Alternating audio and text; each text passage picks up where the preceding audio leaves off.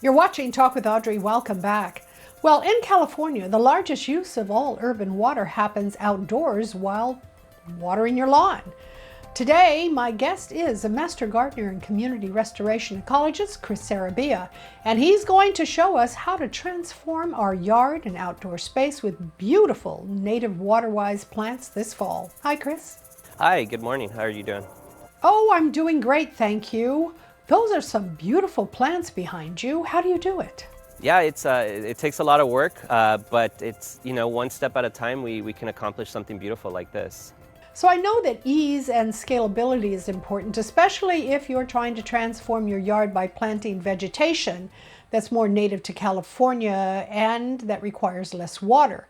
But where do you start when you're making those decisions? Well, I would say you want to start in the planning process, right? And so there's a lot of resources out there. The saveourwater.com website has a lot of resources, a lot of examples of what your yard can look like, and really helps you in planning out and gives you guidance on how to start small, or if you want to jump in full throttle, you can do that as well. But what we tell people is just start small and start experimenting and really have fun with it. And the saveourwater.com website shows you a lot of these examples and gives you the resources you need to succeed.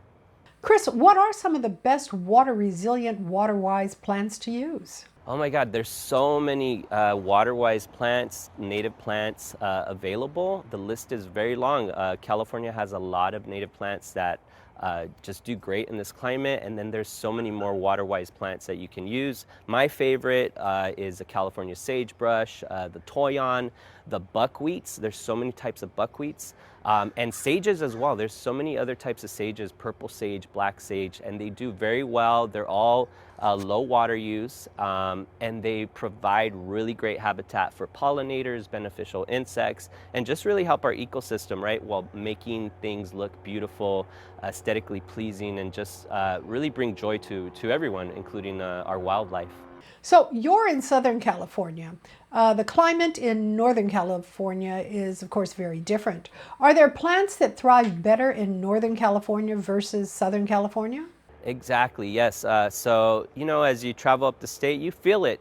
You feel that the different temperature, you see the different types of plants. And so a great resource that we recommend is calscape.org.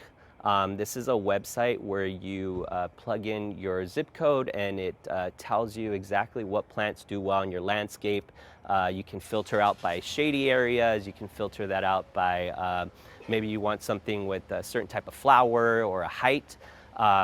It'll give you that list of plants that does well in the north or in the south, depending on where you're at. But it's a great resource to start to look at what you can transform your lawn, your high water use garden, what you can transform it into a low water use garden, what we call water-wise garden.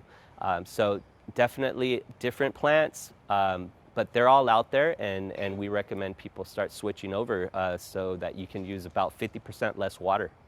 Do you think that more people will start to move away from planting and maintaining traditional lawns? Right. And that's a great question. And I don't see it going away, but, there's a place for everything. And a lot of people do enjoy a lawn, maybe at a park, right, where we want to play some games, we want to go picnic.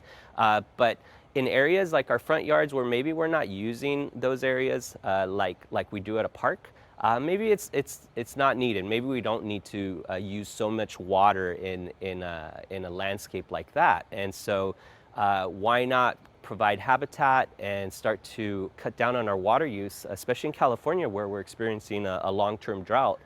Why not change that, right? And so we can use parks and maybe other locations for those lawn feelings that we really grew up with, right?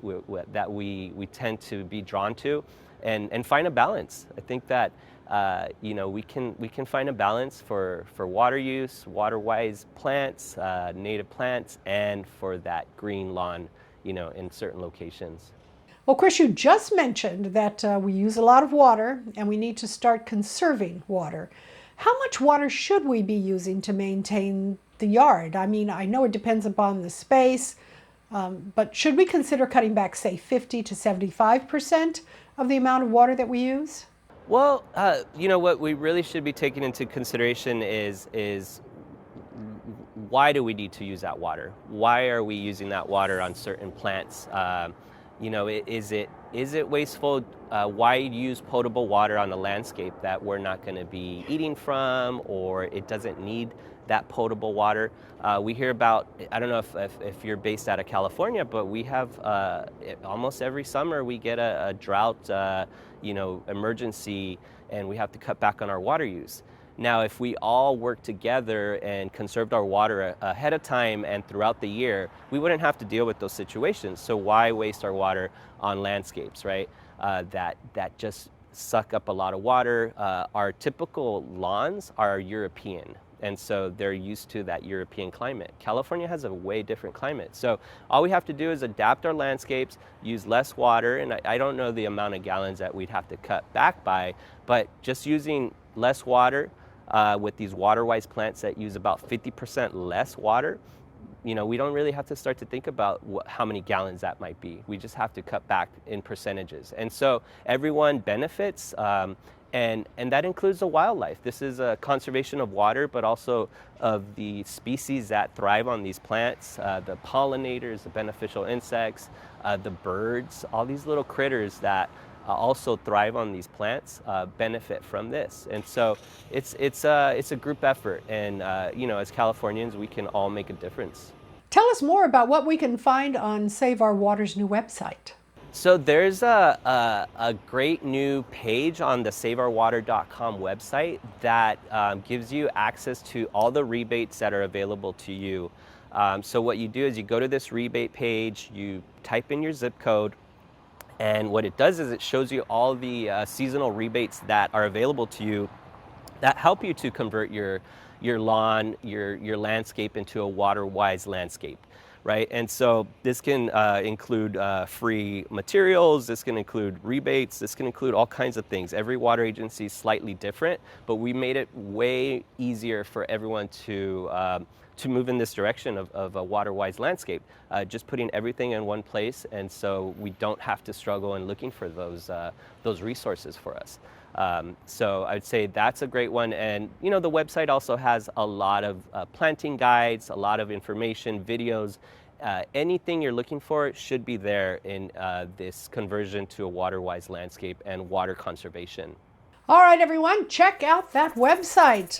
The climate's changing. We have to make adjustments, and one of our most important natural resources, as you know, is water, and that's a bottom line. Chris, thanks so much for the tips and for joining me today. Thank you so much. And that's it for this week's show. I'm Audrey Adams. Join me here next week for more insightful, intelligent, and inspiring conversations and information to help you improve the quality of your life. It's all about the business of living. I'll see you next week.